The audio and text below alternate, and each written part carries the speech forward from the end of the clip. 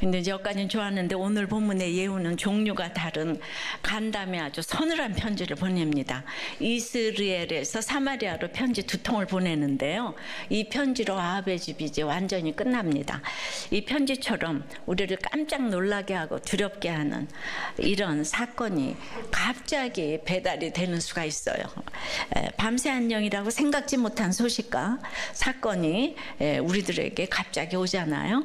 그래서 이렇게 이 편지가 이르거든 하는 일을 당할 때 우리가 어떻게 해야 하는지 오늘 말씀을 통해 생각해 보겠습니다.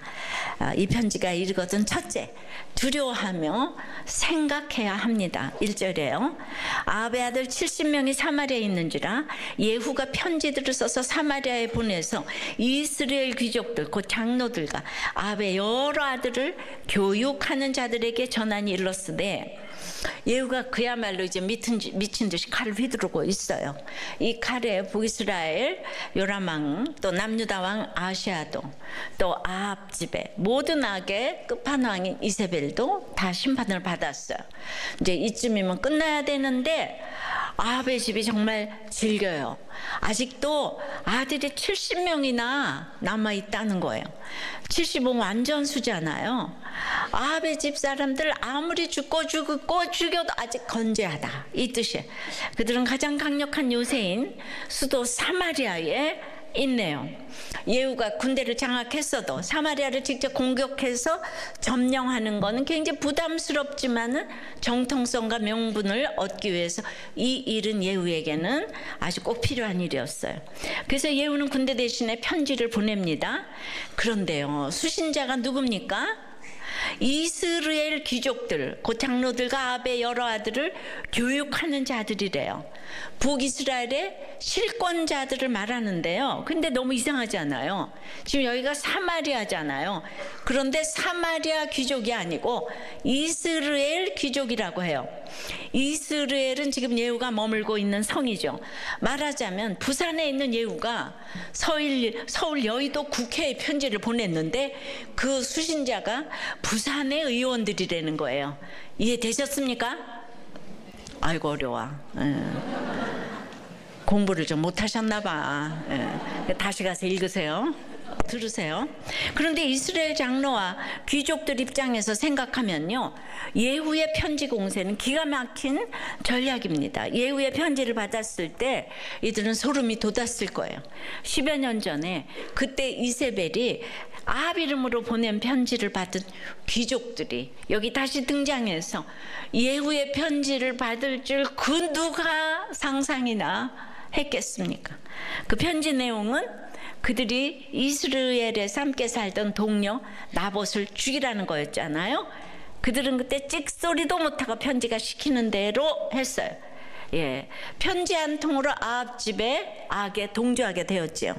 이 편지를 배달한 사람이 그때도 그 이세벨의 총애를 받았던 예후가 아니었을까. 미친 듯이 전차를 몰기로 유명했잖아요, 그죠? 전차가 아니고 병거. 그런데 이제 아합의 아들 요람도 죽이고 왕의 이세벨도 죽인 예후가 보낸 편지가 지금 왔어요. 덜덜 떨리는 손으로 열어봤겠죠. 그랬더니 뭐라고 해요? 아합 집을 위해서 예후 자신과 싸워보자고 하는 거. 2절 3절입니다. 너희 주의 아들들이 너희와 함께 있고 또 병거와 말과 견고한 성과 무기가 너희에게 있으니 이 편지가 너희에게 이르거든. 너희 주의 아들들 중에서 가장 어질고 정직한 자를 택하여 그의 아버지의 왕좌에 두고 너희 주의 집을 위하여 싸우라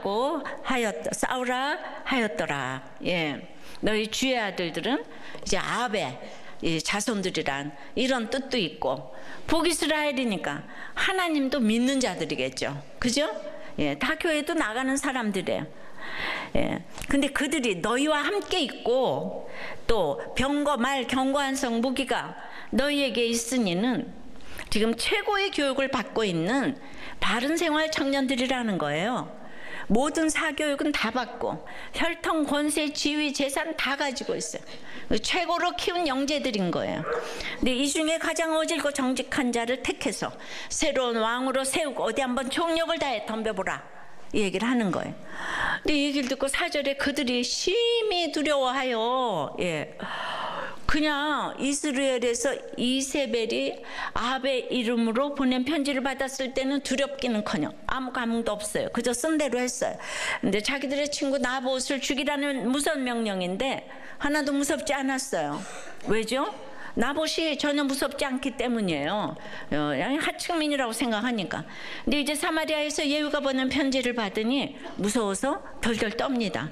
사실 아합의 신하이기에 역적 예후에 맞서 싸우는 게 당연하잖아요. 마땅히 해야 할 일 하라고 하는데도 그들은 심히 두려워합니다. 예후가 너무 무섭기 때문이죠. 10여 년 전 이세벨도 지금 예후도 사실 이 귀족들 고창로들의 약점을 너무 잘 알아요. 이들은 사회적으로 원오브댐이 아니고요, 최고의 금수저예요. 원탑인 거예요. 그런데 이런 엘리트들이 악한 이세벨 앞에서 꼼짝도 못하고 자기 동료를 죽이고요, 그리고는 그보다 또 좀 더 위인 예후 앞에서 이세벨을 배반하고 벌벌 떨면서, 조금 자기보다 권세가 있으면 늘 벌벌 떨면서 동료를 죽입니다. 마땅히 해야 할 저항도 못해요. 여러분, 금수저, 다이아수저면 뭐합니까? 더 센 강자 앞에서 내 편을 들어줄 사람이 없어요. 꼼짝도 못하는 거예요. 그러니까 우리도 똑같은데 만일 두려워하는 게 없다면, 심지어 두려워하기를 거부한다면 나는 강하다 그 좋아할 게 아니라 여러분들이 두려운 게 없다 이런 사람은 그 안에 감춰진 내 악을 봐야 합니다. 그러니까 4절에 이르되 두 왕이 그를 당하지 못하였거든 우리가 어찌 당하리오 하고, 그 왕국을 책임지는 자와 그 성읍을 책임지는 자와 장로들과 왕자를 교육하는 자들이 예후에게 말을 전하여 이르되 우리는 당신의 종이다. 당신이 말하는 모든 것을 우리가 행하고 어떤 사람이든지 왕으로 세우지 아니하리니 당신이 보기에 좋은 대로 행하라 한지라. 이스라엘 귀족들이 심히 두려우니까 그나마 뭘 했어요? 그냥 우리는 당신의 종이라고 모두가 나와서 납자가 엎드렸어요. 이제 그 시대의 금송아지 숭배, 물지루상, 성공상이 지금 판을 쳤죠. 금송아지가 그거니까. 근데 교육의 메카 사마리아에서 왕자 교육을 받는 정예 에이스인 이들 중에 어질고 정직한 자가 70명 가운데 한 사람이 없는 거예요. 그리고 없다는 것을 자인하는 선생님이에요. 자기네들이 가르치면서 여기는 어질고 정직한 자가 없대요. 그럼 지금까지 무슨 교육을 했을까요? 이들은 겉으로는 하나님을 믿는데 하나님이 없는 교육이라는 것은 무엇을 가르칠까요? 결국 세속사에서 악하고 음란한 세상에서 성공하는 방법을 가르치니까 결국은 나 살고 너 죽는 이기심을 가르치지 않겠어요? 좋은 말은 했겠지요. 그러나 보여주는 것이 나 살고 너 죽이는 거, 나 살자고 나봇 죽이고, 나 살자고 이세벨 죽이고, 나 살자고 또 이제 왕자들 죽이고, 이러니까 뽑고 뽑힌 로열 패밀리 왕자 중에 어질고 정직한 자가 한 명도 없었다는 것은 이 나라의 결론인 거예요. 그러니까 자신의 집안을 위해서 죽겠다는 단 한 사람이 없는 거예요. 애국자가 없는 거예요. 다들 지금으로 말하면 뭐 하버드 출신이었겠죠. 오늘 교육하는 자, 양육하는 자 3번 나오는데 이게 크게 들어오네요. 그래서 어려서부터 교회에서 너무 잘 자라주고 학교도 초일류 학교를 가고, 그래서 나중에 이제 커서 사업을 하겠다고 돈 빌려달라고, 그래서 돈을 빌려달라고 해서 많이 빌려주었는데 그 20년이 되도록 한 푼도 안 갚는다고 그래요. 그러니까 이게 그 이제 정말 이 구속사 세속사, 정말 생각하셔야 되는데, 세종대의 김성은 교수가 6월에 발표될 따끈따끈한 미 경제학 리뷰, 아메리칸 이코노믹 리뷰라고 AER 유명한 논문인데요. 이게 이제 많지만은 지난주에 얘기를 했었잖아요. 부유층 사교육비 지출 감소가 저소득층 사교육비 감소로 이어졌다고 하는데요. 논문의 관건은 사람들이 실제로 비교하는지를 실제로 증명할 수가 있는가, 이게 여부인데요. 김 교수님은 각 지자체가 청소년의 건강권, 인권을 보장하기 위해서 학원 시간을 제한한 조례를 도입한 것에서 중요한 데이터를 얻었다고 해요. 그래서 그 결과 그 조례는 고소득층의 사교육비 지출을 줄이는데 직접적으로 영향을 미쳤고, 또 그 사교육비를 줄이면 저소득층에서도 같이 사교육비를 줄이는 것이 확인된 것이에요. 그래서 그렇게 이제 되니까 출산율도 모든 소득층에서 상승했다는 거예요. 이게 뭘 얘기를 하냐면요, 우리가 이제 비슷한 환경이라면 잘할 아이들은 자기 실력으로 잘하는 거예요. 그러니까 공평한 거예요. 옛날에 전쟁 때도 다 못 먹고 못 살아도 잘할 놈들은 잘했어요. 그러면 은사가 각각이니까 전부 공부를 잘해야 쓰임 받는 게 아니잖아요, 그죠? 예. 그래서 욥기에 요새 짐승들 다 나오는데 그 짐승들은 왜 이 땅에 왔는지 우리도 잘 몰라. 그런데 다 은사가 있는 거예요. 그런데 이게 돈으로 바르게 되면 내 아이도 그렇게 똑같이 시키지 않으면 안 된다는 비교의식이 맹렬하게 올라오잖아요. 똑같은 환경이 중요한 것입니다. 근데 거기에 그 비교에 가장 민감한 나라가 중국이고 한국이라는 거예요. 학원 시간을 제한한 것이 억지로 비교를 멈추게 한 것이라면, 우리도 교회 구속사는 가치관이 어렸을 때부터 이 세속사로 듣든지 안 듣든지 계속 이거를 이기적이 아니고 이타적으로 살라고. 그 얘기 들으니까 자기 죄를 보니까 저절로 비교하지 않아서 우리의 결혼율, 출산율이 높은 거잖아요. 이것도 데이터를 좀 이제 내야 될 거라고 생각합니다. 그러니까 펜실베니아 주립대학 샘 리차드 교수의 강의가 유튜브에 떴는데요. 전 세계 학생들 보고 뭐 다 질문해요. 중국 학생 보고는 무엇을 차별하냐고 했더니 거긴 예수도 없잖아요. 유물론이잖아요. 가난하고 지방에서 온 아이들이 차별한다는 거예요. 걔는 아주 금수저 아들이잖아요. 그 학생은 아무런 가책도 없이 그렇게 대답을 하니까 그 중국의 또 지방에서 온 아이들이 차별받지 않으려고 얼마나 이를 갈며 공부하겠습니까? 그리고 출세하면 또 그대로 똑같이 차별을 하게 되는 거죠. 금승아주 숭배는 이 시대와 다를 것이 하나도 없어요. 그래서 이렇게 난리치고 세계 10위권에 들어간 한국은 그보다는 하나님이 자유민주주의를 줘서 공부를 사실 이렇게 하게 된 거잖아요. 그러니까 이제 나라가 잘 살아지고 이렇게 되다 보니까 돈이 최고라고. 지금 교육열이 아주 세계적이죠. 대졸자가 70%가 넘는 나라가 없다는데, 장점도 있지만은 그것을 오늘같이 나약하고 부정직하고 어질지 못한 아베 70명의 왕자를 키워내는 나라가 된 줄 믿습니다. 안 믿어요? 자, 다시 본문으로 돌아가서 그들의 선생들은 예후가 말하니까 당신이 보기에 좋은 대로 행하세요. 생사를 예후 손에 맡겨요. 그래서 그냥 잠시의 죽음을 면합니다. 조금 이따 죽을 건데 이 사람들. 여러분, 사람을 죽이는 악을 행하는 게 무서워요. 내가 도저히 이길 수 없는 사람과 싸우는 게 무서우세요. 띵크를 해보세요. 띵크. 이스라엘 엘리트들은 나봇 죽이는 것보다 자기가 죽는 게 더 무서워요. 이게 우리 인간의 모습이죠. 두려워할 줄 모르는 사람은 생각도 잘 못해요. 그저 탱크처럼 전진 돌격만 하다가 낭떠러지로 떨어지든지. 그래도 두려운 게 있는 사람은 멈출 줄은 알아요. 근데 너무 두려우면은요, 제자리에서 삽질만 하다가 싱크에서 또 가라앉죠. 그 탱크나 싱크나 똑같아요. 하지만 두려워해야 할 때 두려워하면은 이게 띵크를 해야, 탱크가 된다 그랬잖아요. 두려움 없는 게 좋은 게 아니에요. 겁이 좀 있어야 돼, 인생에 대해서.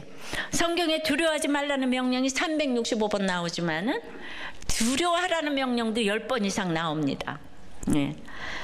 가장 대표적인 경우가 하나님을 경외하라죠.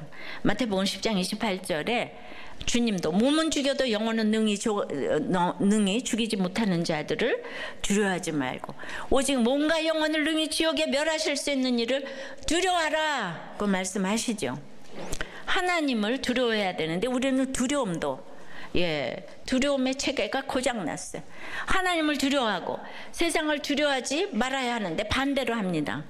하나님을 두려워하면 세상이 두렵지 않은데 하나님을 두려워하지 않으니까 늘 세상에서 심히 두려워 떨어요. 그래서 세상에서 두려워하는 사람이 하나님을 경외하게 되는 게 조금 더 쉬워요. 따라서 예후의 편지처럼 나를 두렵게 하는 소식이 오는 것은 저주가 아니라 축복입니다. 내가 낭떠러지에 떨어지기 전에 하나님이 멈춰 세우시는 일이기 때문이에요. 두려움 편지가 이르거든 원망하지 마시고요. 그러니까 말씀으로 생각을 하시기 바래요. 내가 두려워하지 않고 확신하며 밀어붙였던 게 뭔지 생각하시고, 내가 하나님보다 세상을 더 두려워하고 있지 않은지 생각하시고, 내가 납작 엎드려 사과해야 할 것이 뭔지 생각하세요. 그러면 갑작스런 편지 같은 갑작스런 이 편지가 왜 나에게 배달됐는지 하나님의 뜻을 알게 될 것입니다. 적용 질문이에요. 나를 심히 두렵게 한 소식이 있습니까? 무엇을 두려워합니까? 그것이 비교에서부터 비롯된 것임을 인지합니까? 하나님을 얼마나 두려워하고 있습니까?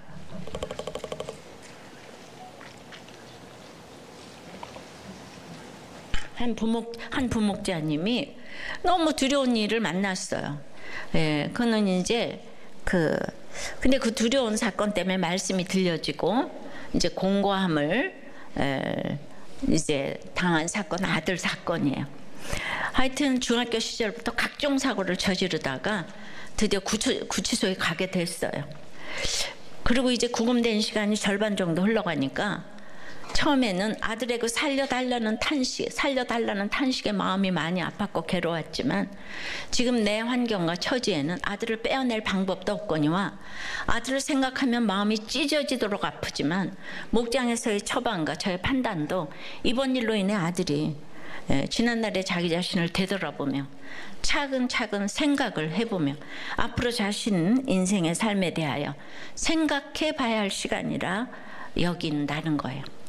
세상적으로 어느 부모가 아들을 그곳에 방치시키고 싶겠는가 하겠지만 믿는 우리는 구원의 관점으로 이런 시간도 필요한 부분이라 여깁니다. 아들이 좁은 문을 지나 주님이 만들어주신 길로 이제는 꿈을 활짝 펴고 담대하게 나아가기를 소망하며 나의 본분을 항상 가족들에게 비추며 구원과 제사장의 사명을 잘 감당하며 가겠습니다. 아멘. 그러니까 저 아합의 왕자 교육 받는 것보다 이 교육이 더 보람 있지 않을까요? 그러니까 여러분들이 이게 좀 가치관이 좀 달라지셔야 되는 거예요. 이 편지가 이르거든 첫째 뭐라고요? 두려워하며 생각을 해야 돼. 둘째는 그것이 회개까지 나가야 되는 거예요.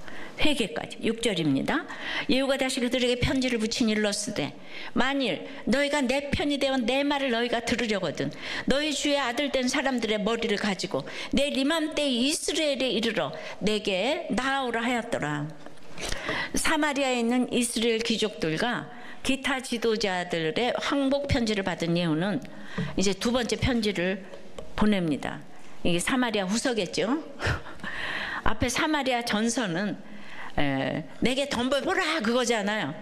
그런데 이번에는 내 편이 되어서 아합의 아들들의 머리를 가지고 오라, 왕족을 다 죽여라 이거잖아요. 그때 나봇을 죽인 이 귀족들은 양심의 가책이 없었을까요? 왜 없었겠어요? 애써 외면하고 잊으려 했지만은 그럴 수 없었을 거예요. 나봇의 포도원을 지날 때마다 괴로웠을 거예요. 그래서 모조리 사마리아로 이사를 간 것 같아요. 어찌 생각하세요? 자, 우리가 다 그래. 아합도 하나님을 믿지만 나봇의 포도원도 너무 갖고 싶지 않아. 여러분 하나님 믿지만은 불법을 행하도 애들이 대학교 갔으면 좋겠고 승진을 했으면 좋겠고 이게 다 우리들의 염원이잖아.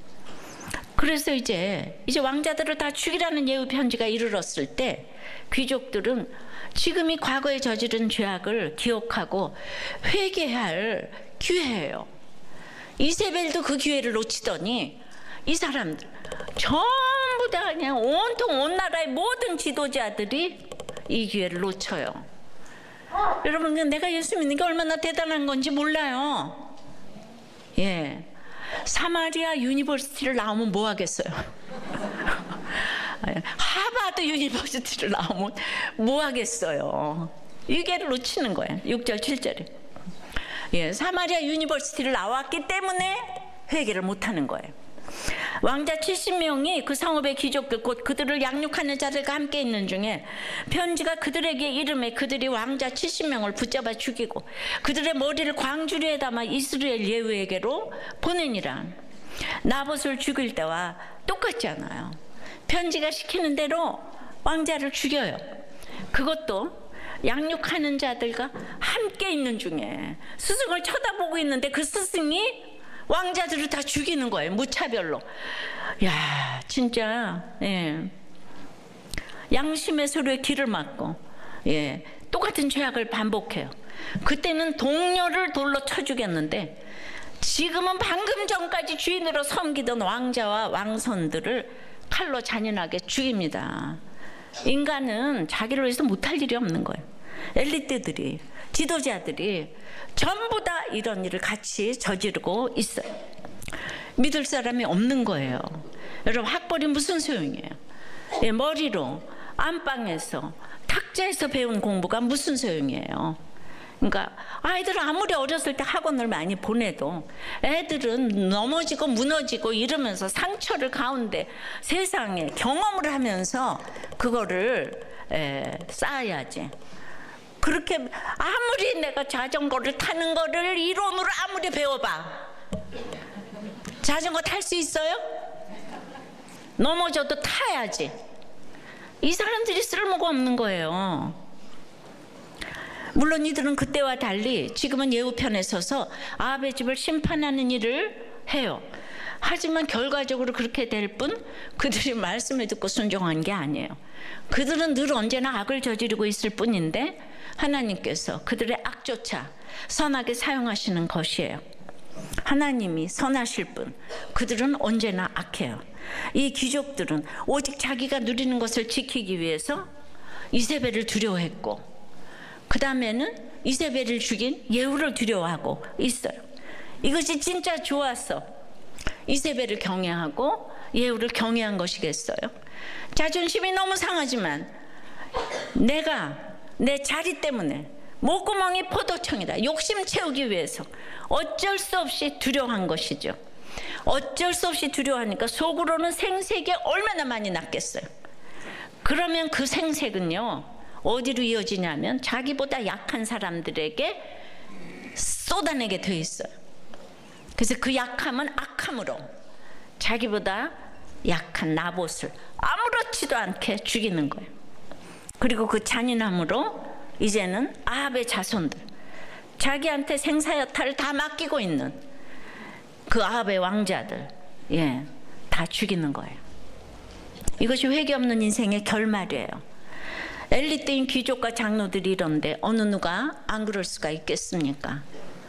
우리가 정치인들 맨날 욕하지만 정치인의 수준은 딱 국민의 수준만큼 되는 거예요. 그들의 모습이 우리 자화상이에요. 여전히 우리는 지역감정, 진영논리 똑같아요. 욕할 게 아니라 거기서 내 모습을 보고 반성하고 돌이켜야 합니다. 우리가 그렇게 성장해야 훌륭한 정치인도 나오는 거예요. 우리도 교회 구속사 말씀을 듣고 아직도 지역감정, 진영논리에 휩싸여 있으면 정말 소망 없는 거예요. 소망 없는 거. 성경이 그대로 지금 얘기를 해주는데 이게 나한테 주신 음성으로 들어야 하는데, 가정과 직장에서도 마찬가지. 보기 싫은 사람 안 보면 그만일 수 있잖아요. 그런데 우리가 싫은 사람일수록 우리 눈에 더 잘 보여요. 더 거슬려요. 그러면 거기 사로잡혀 사는 거예요. 판단하고 미워하고 욕할수록 더욱 그 노예가 되는 거죠. 오직 여기서 벗어나는 방법은 회개뿐이에요. 미운 사람은 하나님이 내게 보내시는 편지예요. 내 모습 보라고 보내시는 편지예요. 그러니까 그 미운 사람이 곧 내 자신이에요. 나를 비추는 거울이에요. 그래서 미운 사람 통해서 내 자신의 미운 모습을 직면하고 회개해야 되는데 언제까지 누구 틀렸다 그냥 죽여라 살려라 이러시겠습니까? 사탕을 이만큼 놔뒀는데 그러니까 다 와서 한 주먹씩 다 가져갔는데 거기다 거울을 하나 딱 갖다 놓으니까 집었다가 다 도로 놨다. 그러니까 누군가가 보고 있다는 게. 예. 그런데 우리 어려서부터 하나님 보고 있잖아요. 그러니까 위로받고 경고받고. 그래서 어려서부터 하나님을 믿는 거는 이 최고의 도덕과 윤리를 그래도 지켜줄 수 있는 마지노선이에요. 무서운 소식을 담은 편지 같은 사건이 갑자기 이르면은 이를 악물고 버틸 게 아니라 내 약함을 인정하며 두려워해야 하고요. 이거 두려워하면서 생각해야 되는 거예요. 근데 그게 다가 아니에요. 거기서 멈추지 말고 반드시 회개까지 나아가야 하는 거예요. 주님은 왜 우리를 빨리 천국 데려가시지 않고 이렇게 수고스러운 인생에 머물게 하실까요? 베드로전서 3장 9절에서 오직 주께서는 너희를 대하여 오래 참으사 아무도 멸망하지 아니하고 다 회개하기에 이르기를 원하시느니라. 내가 회개할 때까지 주님이 기다리시는 거예요. 내가 고집 부리고 버틸수록 주님이 인내하셔야 되는 거예요. 우리 자녀들이 고집 부릴수록 부모가 인내해야 되잖아요. 그래서 우리가 오늘 회개까지 나아가야 합니다. 사과는 미룰 게 아니에요. 생각날 때 바로 해야 되는 거예요. 오늘 가족과 지체들에게 사과할 것 있으면 바로 하시고 하나님께 회개할 것 있으면 바로 얘기하셔서 인생 최고의 기쁨과 자유를 맛보시면 좋겠습니다. 적용 질문이에요. 요즘 너무 미운 사람 누구예요? 그에게 비친 내 모습은 없습니까? 회개하기를 미루며 반복하는 죄악은 무엇입니까? 네, 한 목자님이 해외를 나가면 물건 사는 게 중독인데 하여튼 그 이제 볼리비아에서 퇴직 후에 박물관을 만들 계획으로 이제 땅도 다 사놓고 이제 은퇴만 하면 되게 됐는데 세상에 그 가장 믿었던 여직원이 모든 대화 내용을 녹음해가지고 성희롱으로 감사받는 사건이 왔다는 거예요. 너무 믿었어요. 억울하고 힘들었는데 아내는 그 일이 너무 잘 됐어요. 그 일 때문에 지금 당신이 목자 되지 않았어. 예, 그 말이 또 맞더라고요. 예. 그러니까 여기 평원님이 억울할 만하신데 이세벨을 던진 게 넷이잖아요. 가장 믿었던 넷이가 던졌다고 하는데 오늘 목자님 말씀대로 그 직원이 그렇게 한 게 예후처럼 미투 분위기 된 게 이세벨이 높은 데 있었기 때문에 던져졌구나 이렇게 생각이 됩니다. 가족들 말씀하신 것처럼 그곳에 계셨으면 치장이나 하시고 계셨을 텐데 이곳에 오셔서 내 이세벨이 던져지고 지금 살리는 역할을 하고 계시니까 사실은 그 여직원이 가장 잘한 것이잖아요. 이게 바로 구속사인 거예요. 옳고 그름이 아니라. 사실 여러분 목장에서 목자가 문제를 해결할 일이 뭐가 있겠어요? 목자는 말씀만 잘 들리면 돼요. 예. 목자가 문제 있는 부부 모두 때마다 어떻게 찾아가겠어요? 찾아가세요. 예. 근데 목자가 그 자리를 지키는 건 너무 중요해요. 각자 자리가 있어요. 우리가 엊그저께 욕구에서 보니까 베목 같은 하마도 들소도 타조도 다 하나님 창조하셨는데 우리는 그들을 이기지 못해요. 예. 풀만 먹는 소도 이기지 못해요. 게다가 들소는 더 힘이 세요. 근데 왜 이 세상에 그들을 창조하셨는지 우리 이해가 안 돼요. 근데 구속사를 왜 다 뜻이 있다 그러잖아요. 제일 우스운 건 말이에요.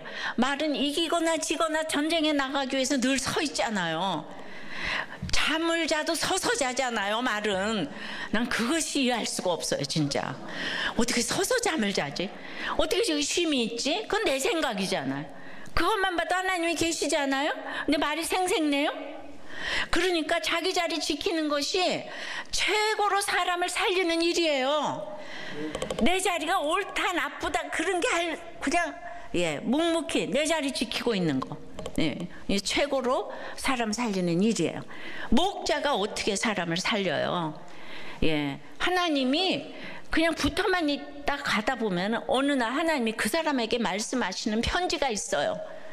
그때 역사하는 거지 목자가 말 잘해서 살리지 않아요. 그러니까 그때까지 붙어 있어야 돼. 붙어 있게 하는 것이 목장의 가장 큰 아주 그냥 그 목적이에요. 그리고 결혼과 이혼에 대해서 믿는 사람들은 이 세상에 메시지를 줘야 되기 때문에 반드시 어떤 경우도 가정을 지키는 모습을 보여줘야 돼요. 그래서 이제 청년부 결혼 예비 학교 하는데 반드시 좀 다 가서 들어봐야 되는 거예요. 너무 참 재미도 있고 다 길지만은 이러는 거예요. 마지막까지 분별을 하세요. 앙케이트 조사를 했는데, 예. 그래서 살아보니까 고르고 또 골라 또 결혼하면 그놈이더라. 예. 근이은이더라. 그러니까 결혼 전에는 칼끝에선 신중함으로 하지만 결혼 후는 목적 행복이 아니고 거룩이다. 하나님과 연결되는 거룩이라는 걸 잊지 말라. 결혼 전과 후에 뭐가 달라졌냐 하면은 잡은 물고기라고 사랑 표현도 안 하고 아주 청결이 형편없어서 씻지를 않고 그렇게 큐티하는 척 하더니 큐티도 안 하고 식습관은 배달의 민족으로 그 다음에는 맨 얼굴로 너 누구니 이렇게 된다는 거예요. 그리고 참 장점이었던 그 효자가 생과계로 결혼하고 나서 보니까 효자래. 아유 그게 이제 결혼하고 나서 보니까 엄청 단점이고 그 다음에 어떻게 이렇게 드라마를 좋아할 수가 있는지, 예. 뭐 이런 얘기를 다 썼는데 그래도 청년부 예비 부부들에게 해주고 싶은 말 한 가지, 예. 반드시 해주고 싶은 말 한 가지는 부부 목장에 꼭꼭 나가세요. 그게 살 길입니다. 예, 이 공동체가 살리는 거예요. 수없이 싸웠는데, 예. 자, 그래서 예, 이 편지가 이르거든. 첫째 뭐라고요? 두려워하며 생각해야 돼. 둘째는 회개까지 나가야 되고, 세 번째는 하나님의 말씀은 전부 이루어지기 때문이에요. 예. 자, 8절 9절입니다. 시작.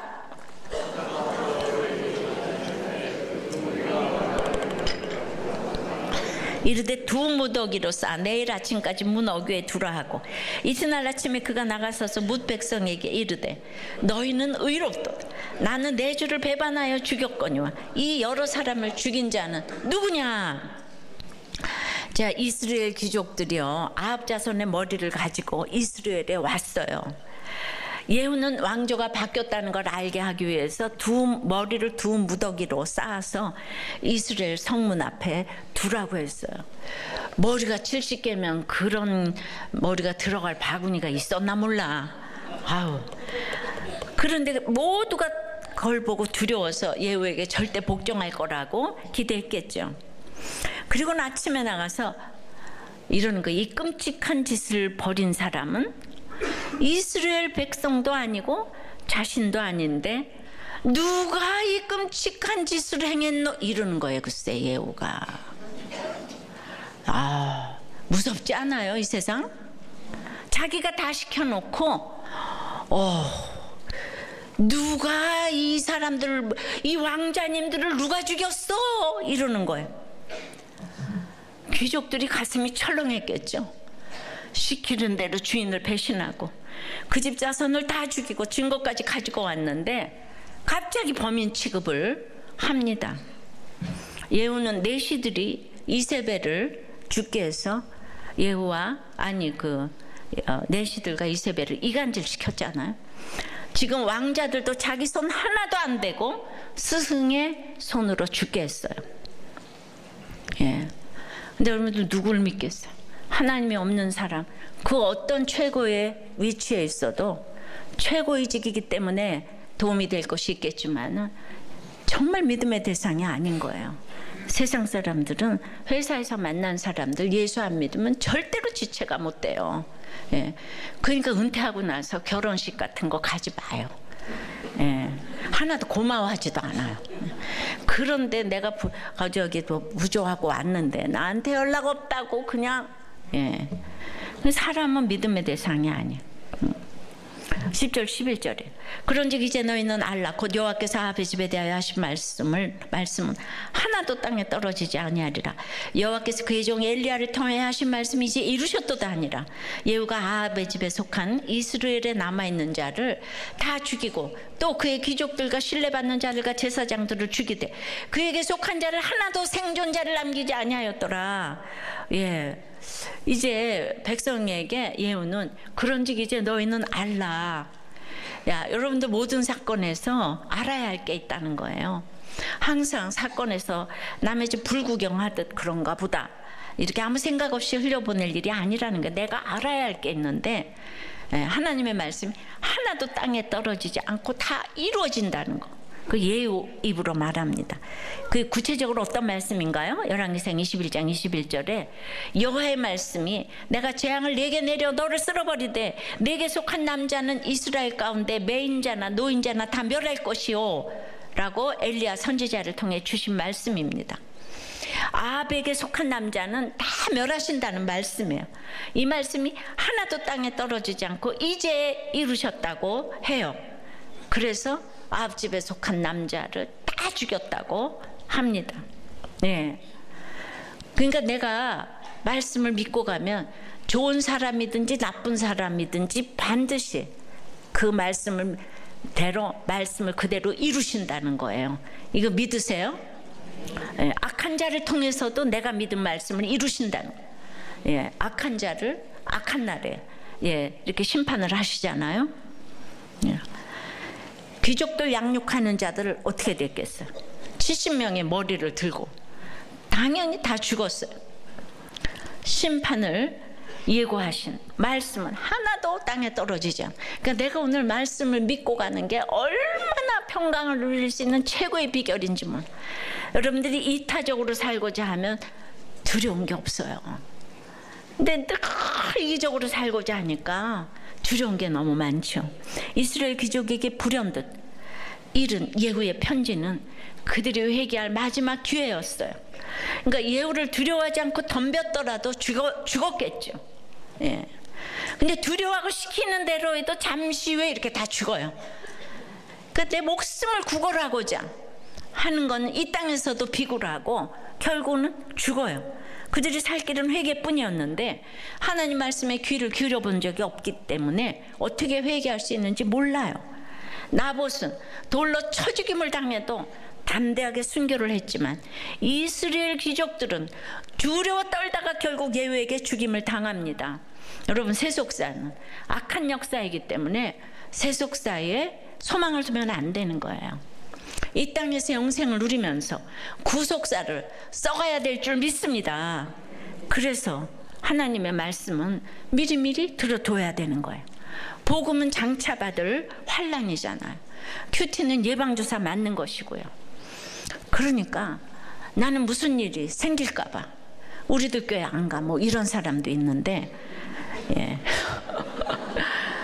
정말 고양이가 쫓아오는데 지 새끼가 구멍에다가 머리 쳐박고 나는 고양이 싫어 이러는 거하고 지금 똑같아요.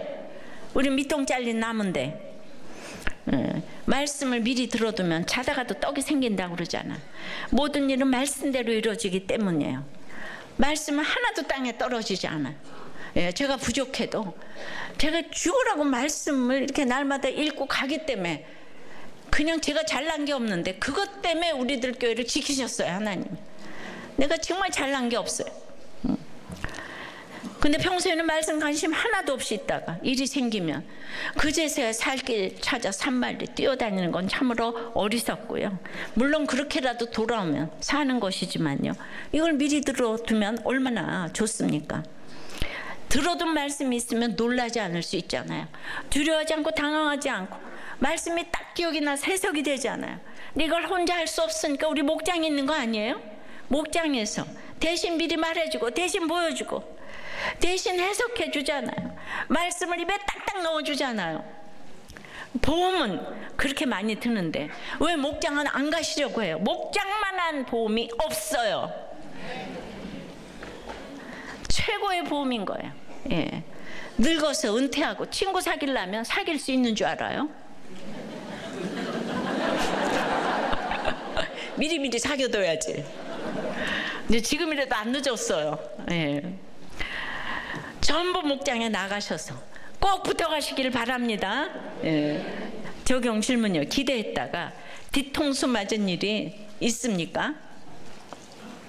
그 일도 하나님의 말씀대로 이루어졌다는 것이 믿어집니까?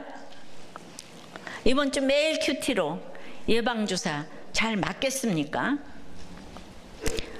우리의 부족함을 보는 것이 목장임을 아십니까? 목장 가서 치료는 무슨 치료예요. 목장 가면 싫은 사람 투성이에요. 예, 그래서 가면은 저 인간이 싫어. 예, 그러니까 속으로 부글부글 끓으면서 얼마나 다 피로 값주고 사신 공동체이기 때문에 예, 내가 잘난 척할 수가 없는 거예요. 거기서 얼마나 내 교만을 보는지 몰라요. 교만을 보라고 목장에 가라고 하는 거예요. 예. 치료는 나중에.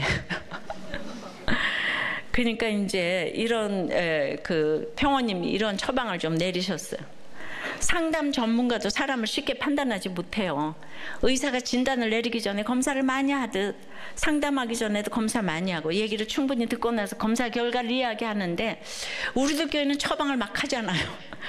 저희가 조심해야 될 부분인데 우리가 말 한마디 잘못하면 마음이 딱 다쳐버려요. 그래서 옳은 소리를 하는 게 좀 조심스러워요.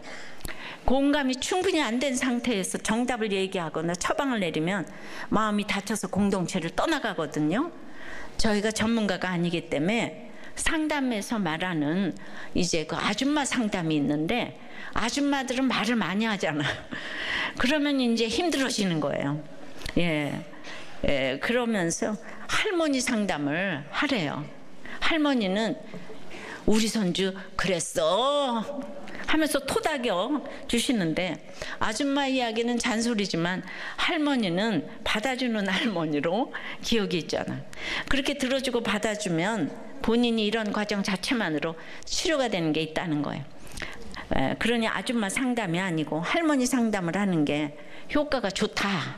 뭐 이제 이런 얘기를 하는데 들어주시고 공감해 주시면 목원들이 내가 어떻게 해야 하는지를 이렇게 보면서 알아지는 게 있는 거예요.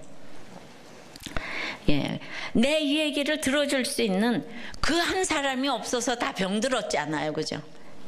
그러니까 목장에 오시면은 일단은 이렇게 들어주시면 좋을 것 같은데, 그래서 어떤 일이든지 그럴 수 있다고 붙어만 가라고 이 얘기만 해주시면 돼요. 말씀 오늘도 이 말씀 얼마나 어려워요. 예, 붙어만 가라고.